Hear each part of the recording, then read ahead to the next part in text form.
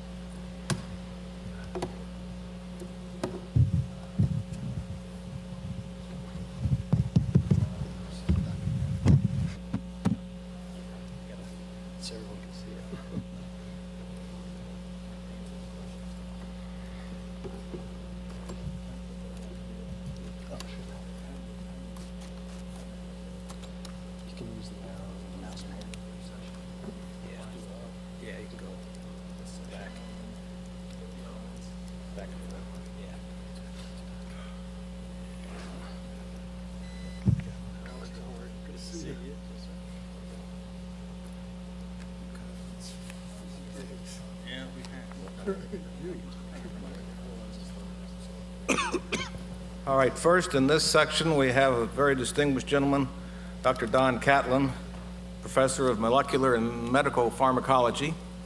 I can't even say that very well. He's the founder of the UCLA Olympic Laboratory, and he's now president and CEO of Anti-Doping Research, which is his own firm. As I'm sure you're aware, Dr. Catlin is considered the worldwide leading expert on such matters as the testing for the Tour de France and the Balco situation in California. In recent years, he has come on board with the, it's a great boon to the horse industry that he has extended his interest to helping learn how to test for certain things for the thoroughbred industry. And it's a real pleasure to introduce Dr. Don Catlin.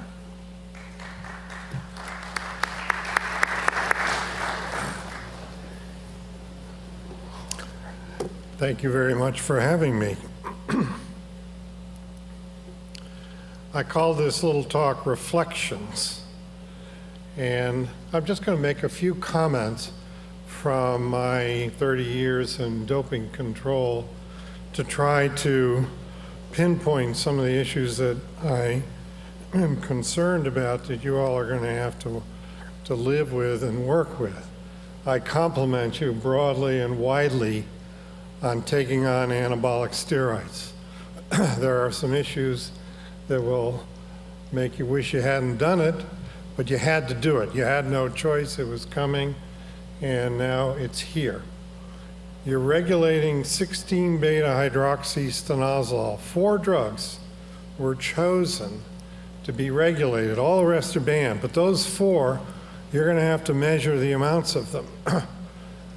When I say you, I don't mean anybody in the audience. I don't know who made the decision to regulate these 4. Me, I wouldn't have done it. I think there's only one way to do it. You either allow steroids or you don't. And you go kind of halfway when you say, okay, we're going to regulate 16-beta-hydroxystanozol. That's going to cause difficulties when it comes to adjudication. Nandrolone, long-acting drug. You give it once and sit back and wait for weeks and weeks before it goes away. Boldenone stays around for a long time. It's also endogenous. It's made in the horse itself. You're going to have to deal with that issue. You're going to have to discriminate between the endogenous and the foreign, the exogenous. Testosterone, the rule is pretty good. It's been worked out for some years by Terry Wan and his group in Hong Kong have figured out what levels should be, and I think it fits fairly well, except nowadays, it's like the human world, nobody pays attention to those levels because there's lots of ways to beat it. Now, some of you who've been around for a while will remember 1988. This was the Olympics, and that's Ben Johnson, and that's behind him.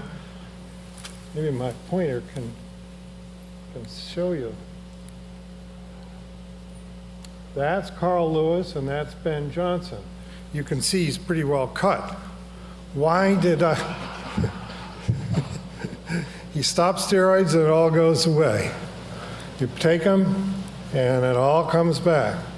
The reason I put this on for this group is that that night his urine was positive for stanozolol. That's one of the drugs you're regulating. And he was horrified. I got a chance to interview him and find out how come. He'd been tested over and over. It's because stanozolol hangs around in the body for a long period of time. It stays and stays for weeks and weeks.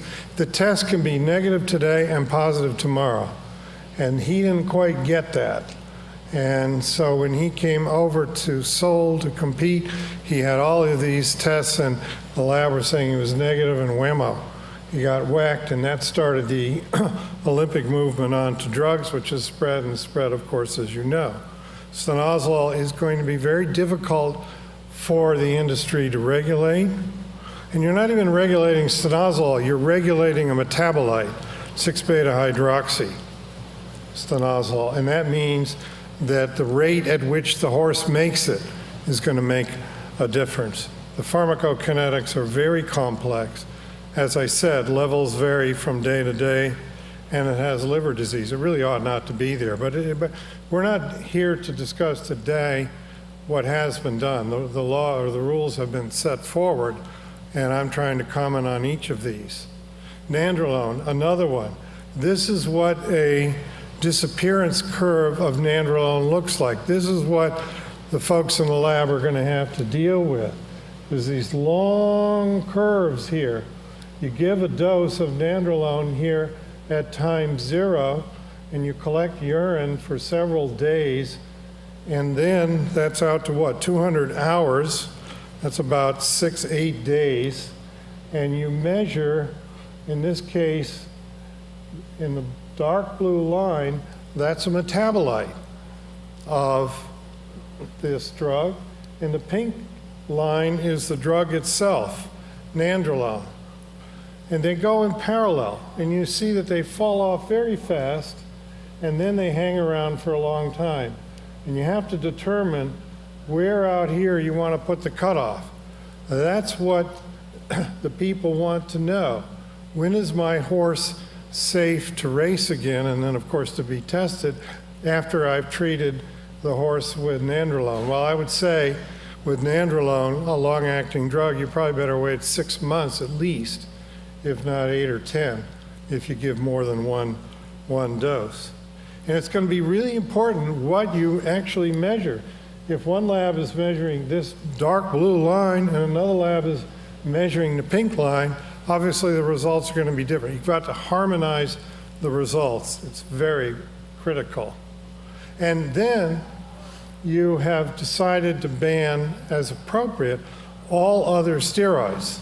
That's key. You're banning the 4 and you're regulating them, and then you've banned all the others. And here they are, just to give you an idea of the work list that the labs have to deal with. There are a lot of steroids there to be figured out and methods to be developed for each and every one of them. The ones on the left and the top on the right are all foreign steroids. They don't belong there. If you find them, they got there because somebody gave them. These, however, are endogenous steroids like testosterone, androstenedione. These are things that belong in the horse. They are natural products, naturally produced. And yet, if somebody turns them into a pharmaceutical, they can be used for doping agents, and you're going to have to cover those. And the mass specs really can't tell the difference one from the other. Those are the instruments that are used for the testing. So in order to deal with the endogenous anabolic steroids, you're going to have a specialized technique, which I'll tell you about after I tell you about testosterone. Testosterone is one of those drugs that comes in many different forms. If you take it orally, and there's oral forms, you get a very high spike in the measurement, and then it's gone. That's what athletes or cheaters like to do. They don't want anything that hangs around. When you take it in this form, it stays around for several days. So you want a really short-acting drug with a short half-life where you can just give it, stick it in the mouth, get them to swallow, and get a boost, and that's that. But nowadays, people use these salves, percutaneous. You can take a slather and just wipe the horse down with it, and that will be absorbed, and it'll stay beneath the cutoff. So you need to deal with that. The way to deal with that is to use carbon isotope ratio machines, which are not yet used in your field. It's used in the clinical human field, and it's taking over lots of testing. And I think you want to take a good hard look at it if you choose to go way down into this business of regulating and banning steroids, because you're going to need to have to try to deal with these things. You need an IRMS, isotope ratio mass spectrometer, but they're wonderful instruments. They help you enormously to sort out a whole bunch of different kinds of problems that you're going to have to deal with. And as I come to the end, I have to tell you that you're going to be sued. That's just the way it is. When I started in this field 30 years ago, I could go for 10 years and I wouldn't have a lawsuit. Now in the last year, every time we had a positive, we have a lawsuit. It's just the name of the game. It's gotten so big and so broad and so complex, and there are lots of attorneys out there who are specialized. But before you get the wrong idea, there's one for every attorney who you don't like because they're trying to beat you, to kill you, there's going to be one who's on your team. And you really need to find those, ferret them out. They'll help you enormously in dealing with the cases that will come. You can't afford to lose a case. To lose a case, you might as well pack up and close down for a couple of years and recover. So you've got to go in with all guns loaded and ready to go and have all the proper reviews, all the proper reviewers, all the experts lined up. Everything is on your side. You've got to have a lot of data. You got to know the statistics. You don't want a gap in the chain of custody or you'll lose straight out. And you have to have all the quantitation working well. You've got to be able to say, this is how much drug is in the body, and that's how much I measured, and here's how I did it, and here's the proof that I know what I did. And it's a lot of work. It can be done. We've been doing it in human field, and we're sort of, well, we just keep advancing because every time you cover one thing, they go to another thing, and you got to keep developing your methods and your techniques. So in conclusion, I'm encouraging you to develop your own United States-based equine anti-doping code. You need a code. You need to have a set of rules that work for you. You don't really have one. You have a hodgepodge out there. Sometimes you work with AORC, sometimes you work with this, and sometimes you work with that. You need to have your own program, and you need to have a proficiency program. Because when you go into court, you need to be able to show that you know what you're doing and that you have proficiency. And the proficiency has to be transparent. It can't be a private little thingy. It's got to be something you can put out there and show. You need an accreditation program. How do we know that you, this particular lab, and you have some 20 labs in this country, can all do it and all do it the same and all get the same answers given the same set of samples? That's what proficiency and accreditation does. You need methods, you need your list. You've got your list. You need to constantly go over that list. You need to constantly prune your methods. If one lab is using one kind of mass spec and one another, you're going to have different results. You got to get them together and to harmonize. They'll happily, I think, do that. You need to enlist experts. You need reviewers, lots of people on your side so that you can handle all of these things. You want to prepare the jurisdictions. Don't have one jurisdiction doing one thing and one another. It takes time. It needs preparation. You need to explain why you want to do this, why you want to do it. And you need to work together. The harmony is very, very important. There's a lot of politics going on, and you just need to put all that stuff aside and sit down and focus on a task at hand, which is the horse, to keep it clean, to make racing clean, and in this case, you're dealing with anabolic steroids. Get out there in front with a PR, a public relations program. Be up front, be out there. Take it all on. Go to the newspapers first. Don't let them come to you. Tell them what you're doing, why you're doing it, and get them behind you. It's tough, but it can be done. The newspapers are out there to find what you're doing wrong, and they're always looking for stories, of course, but you can get out in front and do it. The strategic plan that we wrote in November of 2007 is somewhere, I didn't bring it here to the podium. It's a notebook which lays out all of the kinds of things which I think would be good for everybody to take a look at and then to sit down and discuss and debate, and I'd be happy to try to work through some of those issues with you. I thank you very much for your time and attention.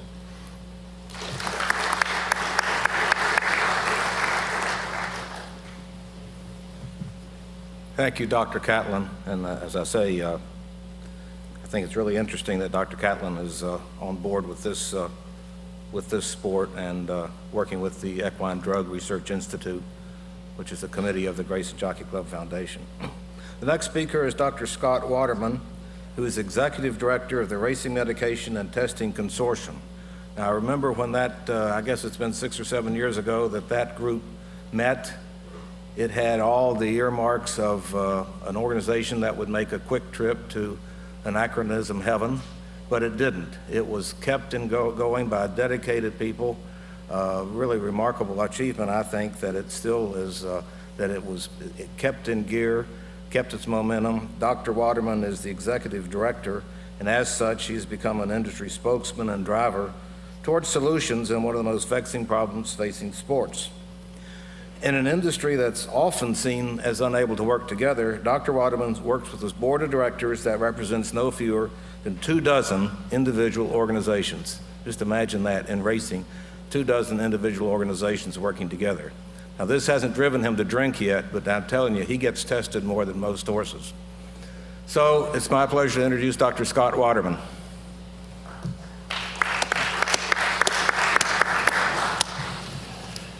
It's driven me to drink. I just hide it well. Thank you, Ed. Good afternoon. I'm here this afternoon to update you on the activities of the Racing Medication and Testing Consortium. You've heard a tremendous amount of wonderful science this morning, none of which directly involves the use of medication in horses. But there's very little question that medications, both permitted and prohibited, are an important piece of the overall puzzle of racehorse welfare and safety. This is evidenced by the number of times medication issues came up in the summit last year. Fortunately, the RMTC and the Equine Drug Research Institute were already in existence, and many of the specific issues forwarded were issues that were already being addressed by the RMTC or that would be addressed shortly. I'll start our overview with an update on the model rules process. And you heard Dr. Catlin mention the code that they go by at the World Anti-Doping Agency. The model rules are the closest thing that we have in racing to a code. I'll talk about our adoption progress on the first phase of the model rules, talk a little bit about the penalty language that we're hoping to introduce across the country. That's our second phase. And then a little bit about our withdrawal time projects and the work that we're doing on anabolic steroids. This is our adoption progress on the first phase of the model rules. The states indicated in red are those states which have adopted phase 1 of the model rules. The states in yellow are in progress but have not completed the adoption process as of yet. The states in blue we don't track because they don't have an active racing commission or active racing. Our second phase is our work to try to develop uniform penalties. This was about a 2-year process for us in developing this language. We created a 3-tiered grid system that simplifies the current penalties that are contained in the RCI Uniform Classifications document. We significantly increased the penalties for illegal and prohibited performance-enhancing drugs, while reducing penalties for therapeutic medication overages or mistakes. We attempted to redefine trainer responsibility, not by eliminating the absolute insurer rule, but providing as a resource to states and stewards a mitigating and aggravating circumstances checklist for stewards to use when they're faced with medication violations, to try to at least make the process of determining what a penalty should be attached to a particular medication violation the same. We also added in penalties for other culpable licensees, including veterinarians, owners, grooms, and even the horses themselves. This penalty language has now been adopted as a rule or by policy, which is the case with most jurisdictions in 25 states. Our third phase is work that we're doing on trying to create a system of uniform withdrawal times for those medications which are therapeutic. The first step in this process for us was to identify those drugs with legitimate therapeutic uses in the racehorse. We used a committee of backstretch practitioners and academics and pharmacologists to develop this list. We then prioritized this list into 5 working groups, primarily based on the number of positive tests that each drug created across the country over the last 5 years, figuring that those with the highest number of positive tests were the most problematic for horsemen and for veterinarians and for the regulators.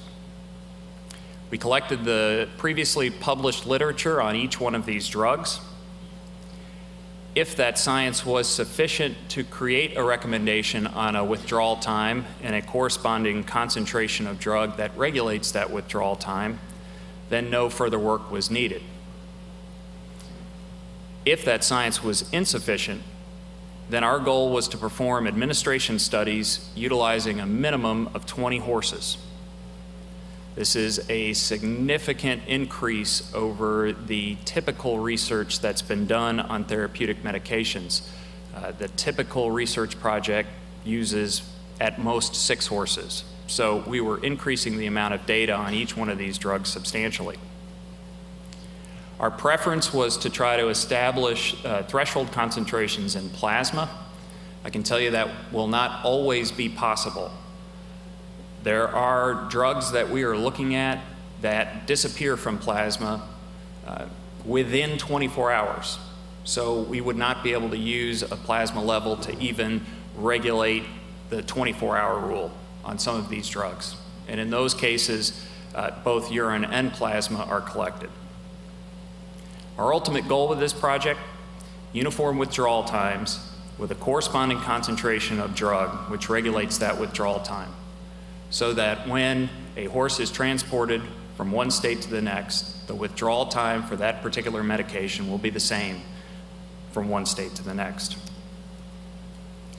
As an interim step in this project, we've created a database on our website that contains withdrawal times for approximately now 20 jurisdictions and over 70 drugs that's searchable by licensees, by drug, and by jurisdiction. In the first month that we made this website available, we had over 2,000 unique users. And certainly if we're able to stop one positive from an administration mistake with this website, it served its purpose. A little bit about the work on anabolic steroids. I think Dr. Catlin covered some of the issues involved tremendously. It's been an interesting experience being involved in this from the start. We're fortunate that the U.S. does not operate in a vacuum. Many of the other racing countries have regulated and have tested for anabolic steroids for 20, 30, 40 years. So we've been able to use that experience in developing the model rule language that we're asking states to adopt this year. Many of the problems and issues that are particular to the horse have already been solved by other folks. And we want to learn from that. And we will learn from that. The model rule as it stands right now contains urinary thresholds for 4 anabolic steroids: stanozolol, testosterone, nandrolone, and boldenone. We are currently conducting the research on plasma thresholds using the 20-horse administrations, and we hope that plasma thresholds will be added to the urine thresholds by later this summer. As it stands now, Arkansas, Arizona, Indiana, Pennsylvania, Virginia, and Washington have adopted model rule language. To show you how quickly this is changing, this slide I put together a couple of weeks ago for another conference. I can tell you right now, Colorado and Delaware can be added to the states that have adopted the regulation. So this has a tremendous amount of momentum in this country right now. There are at least 14 other states that are in the adoption process. My guess would be that it's actually higher than 14 right now. And both the Racing Commissioners International and the RMTC are together in calling for all states to be uniformly regulating anabolic steroids by the end of this year. Just a brief update on our research. Certainly all of the issues that we're talking about here today require science, require good science, and we couldn't make any progress without having a research component built into the RMTC. We've divvied up over $800,000 on research projects that relate to 3 basic categories. First, developing tests for substances of abuse, doping agents, performance-enhancing agents, drugs of no therapeutic value to the racehorse. A couple of examples of projects we've funded: developing a test for erythropoietin, developing a detection method for ethanol, developing a detection method for cone snail venom. Second category is medications that are of therapeutic benefit to the racehorse. We funded projects on procaine penicillin, adjunct bleeder medications, and obviously the withdrawal time projects that I previously mentioned. And then the third category of research that we look to fund involve projects related to the contaminants, environmental contaminants or substances of human abuse that the racehorse may be exposed to. We also have a secondary research program that is what I sort of term as ad hoc research. And that's focused on what I call black market type drugs, unknown acquisition and analysis. We work with a number of sources, particularly the TRPB and Standardbred Investigative Services, to acquire products that are being marketed on backstretches as performance enhancing. We've analyzed over a dozen vials and syringes just over the past year alone. The majority of these products we find have very little use, very little pharmacologic benefit to the animal. They're products that we find that are basically food coloring and saline, but these are being sold and marketed as performance-enhancing drugs. Every once in a while, though, you do have some success.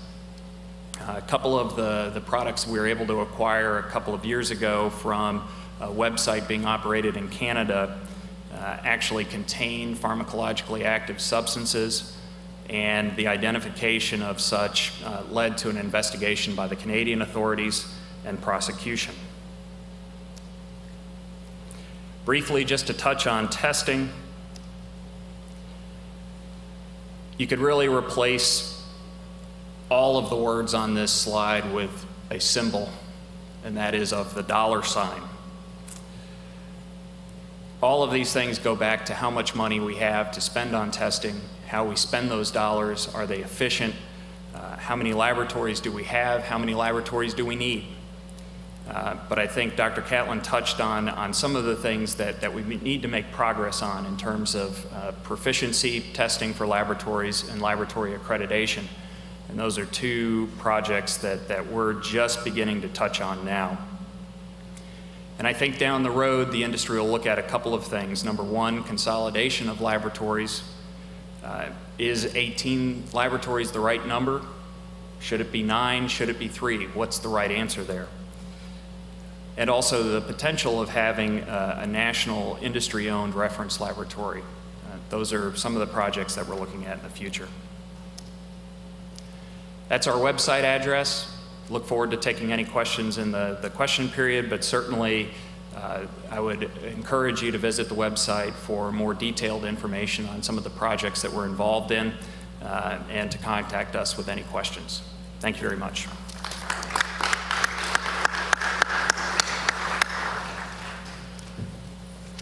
Thank you, Dr. Waterman.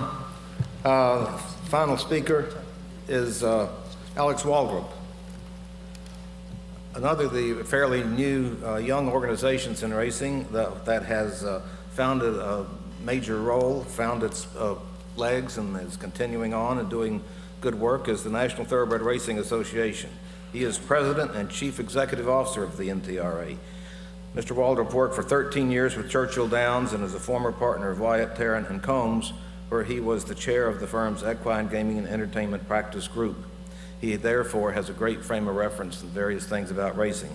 His topic today is the Sales Integrity Task Force, of which he is chairman. The Sales Integrity Task Force sounds at first like primarily business, but certainly what is used to medicate the horses prior to a sale is very much aligned with the purposes of this summit. So without further ado, Alex Waldrop.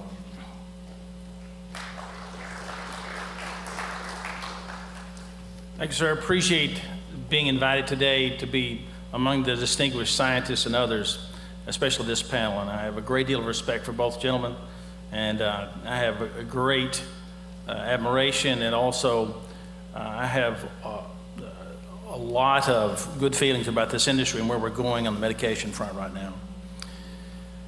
In 2004, I think it was, the Thoroughbred Owners and Breeders Association formed the original Sales Integrity Task Force to deal with integrity issues in the horse sales arena, primarily dealing with the evils of the undisclosed dual agency. Well, in early 2007, in response primarily to legislative activity in Kentucky, TOBA reconvened that Sales Integrity Task Force for the purpose of developing horse industry consensus on 3 main issues. Those 3 issues were the licensing of bloodstock agents and consigners, the disclosure of ownership in the horse sales area, and most pertinent for our discussions today, disclosure of medication in the horse sales area. It was a 36-member task force selected from a broad group of buyers and sellers, in addition to representatives from the sales companies and other breed organizations. At the request of TOBA, I acted as the moderator. Concerning the somewhat controversial issue of buyer representation on the task force, I simply note that more than 50% of those who participated on the task force were buyers or representative of buyers. I believe it was a balanced task force. And to facilitate the work of the task force, we ask every member to join one of 3, and in some cases multiples, 3 specific areas of inquiry, or subcommittees for these 3 specific areas of inquiry.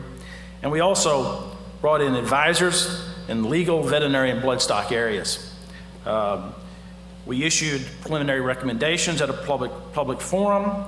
We posted those recommendations online. We sought public input. And then we took that input into consideration when we adopted the final recommendations. It was a thorough process, it was professional, and I think ultimately it was very productive. Our meetings were held over a 6-month period of time. There was strong disagreement, and I think heated exchanges at times, and I point that out to say that there were no foregone conclusions in these meetings. We went in with a serious dialogue and came out with serious recommendations. So in the end, the process we chose led to a better result because all points of view were given a fair hearing. So here are the top line recommendations. We recommended the creation of a code of conduct for sale participants, the establishment of a voluntary confidential ownership registry to encourage disclosure of ownership, placed support for a ban on anabolic steroid use within 45 days of a sale, categorization of injection behind the knee as a prohibited practice forbidden in the sale in a sale horse. Recommended formation of a committee to annually review and recommend additions to the list of prohibited practices, and reestablished the Sales Integrity Task Force Monitoring Committee to address issues on an ongoing basis. Now, while the above described recommendations, but we describe them as recommendations, Keeneland and Fasig-Tipton are fully committed and are in fact making these recommendations contractually binding in all public sales of thoroughbreds in Kentucky and elsewhere where Fasig-Tipton does business. So let's move quickly through our recommendations. First is the licensure of agents. The task force considered and debated the pros and cons of state regulation and concluded that state regulation, frankly, was unnecessary. Instead, a bloodstock agent code of conduct will be added to the condition of sale at Fasig-Tipton and Keeneland and other Kentucky sales companies that choose to adopt the code. For the details of the code, I suggest that you consult the salesintegrity.org website. Ownership disclosure was another area of inquiry. The task force decided not to mandate disclosure of ownership because it believed doing so would drive many owners to other markets where privacy is protected. Instead, the task force chose an approach that has worked well at Keeneland and Fasig-Tipton, a voluntary repository. And the task force believed a voluntary repository for owner information is the best way to gauge market interest in disclosure of ownership. Again, if you want more information, go to the salesintegrity.org website. Now to the key recommendations that relate to our discussions here today. The third area of inquiry was the medication disclosure, a topic with direct application to these discussions here today. First and foremost, the task force as a whole overwhelmingly supported the ban on anabolic steroids recently announced by Keeneland and Fasig-Tipton. This policy, which became effective on January 1, 2008, is a major step forward in the war against prohibited medications. Both companies now prohibit the administration of anabolic steroids within 45 days of a sale and have the ability to test for the presence of anabolic steroids. At the purchaser's request, testing can be performed immediately after the horse is sold, and any presence of these anabolic steroids in the sale horse may result at the purchaser's discretion in its return. Research is also being done to establish the naturally occurring levels of other anabolic steroids in different ages and sexes of horse. The presence of other steroids in sale horses may result in the rescission of sale as well. While not specifically directed to do so, the task force also addressed disclosure of medical procedures. The current conditions of sale of Fasig-Tipton and Keeneland contain a list of so-called prohibited practices.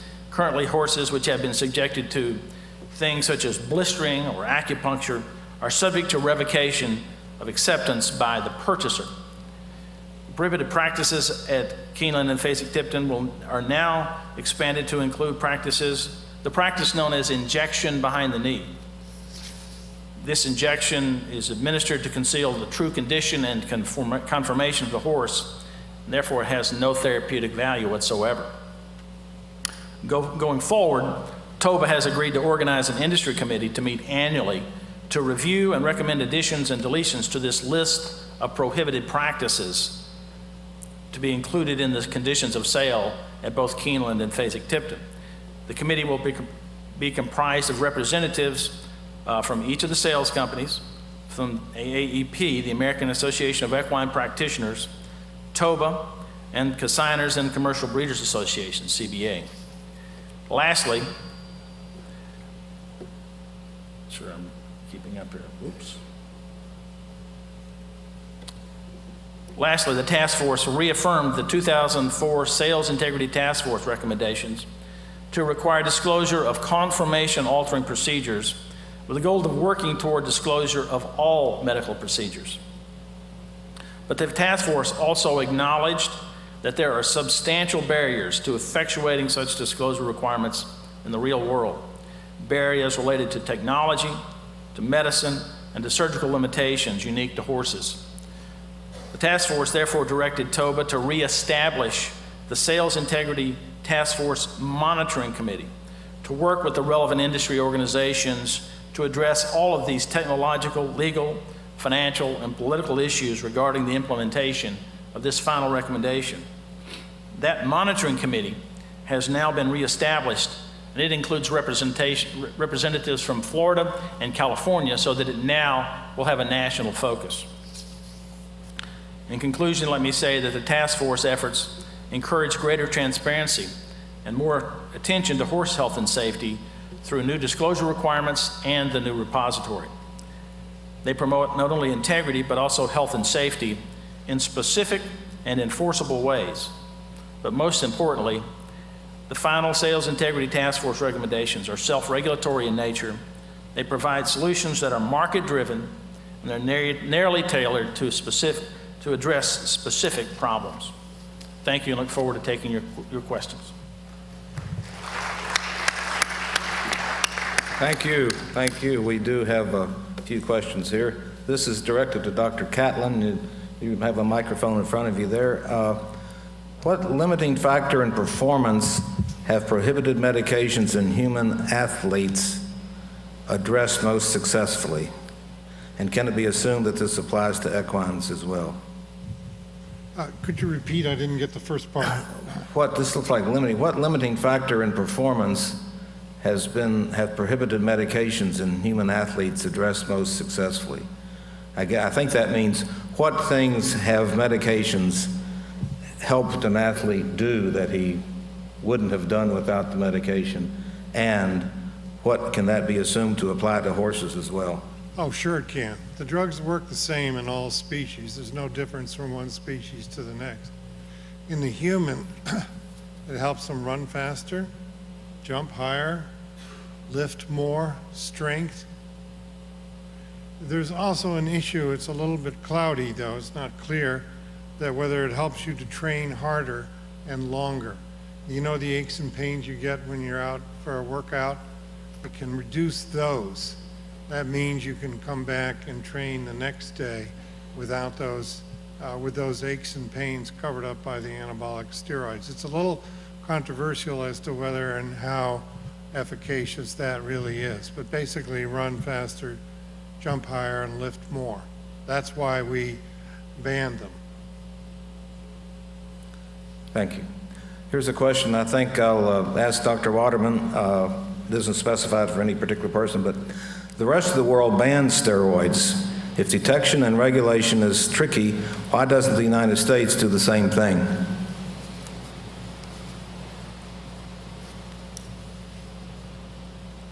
Is this on? Yeah. I think it's I'm getting some feedback, so it must be on. You know, the banning versus regulating is frankly a bit of a semantic argument. The reality is that the threshold levels in place in the model rule will make the administration of anabolic steroids impractical on the backstretch. The withdrawal time in order to be under the thresholds in the model rule are lengthy enough so that the regulated, regimented use of anabolic steroids will be effectively eliminated. They will be reserved for special circumstances, bringing a horse back to the track off an injury, et cetera, but still at a minimum 30 days away from a race. So within that time frame, by 30 days, the effect of the anabolic steroid we feel will be gone. So whether or not it's a regulation or a ban, you can play with those words. The important thing to us was that the horse would not be competing under the effect of the anabolic steroid, period. Thank you. Alex, you've seen the landscape of the thoroughbred industry. Let me give this one to you, although it would be appropriate to anyone else on the panel. Uniform medication guidelines seem pertinent to horse welfare as well as racing safety. What are the ultimate chances of all U.S. racing entities will have uniform guidelines for medication? Well, I think that amazing progress has been made already. We, as an industry, love to criticize ourselves. And it's amazing to me how many of our fans I hear from who parrot what they hear from a variety of industry gatherings, that there is no medication uniformity, that drugs are rampant in this business. The fact is, when you look at the progress that the RMTC has made, it's really quite amazing. And I take every opportunity to congratulate the RMTC and the RCI working together for the success we've had. I think we have a great model, and I've spoken about that in front of Congress, and I've written about that point. And I think that we do ourselves a disservice to denigrate that model. We're making progress. Are we there? No.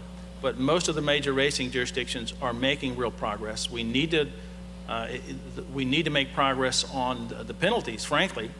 I think if there's anywhere that I would like to see more progress is that states would be more disciplined in adopting the model penalties as they've been proposed by the RCI from the recommendations given by the RMTC. But we've made great progress on the uniformity of medication rules in general, and the progress we're making on steroids is frankly astounding. I think that so many people are on board right now. Is there room for improvement? Well, absolutely.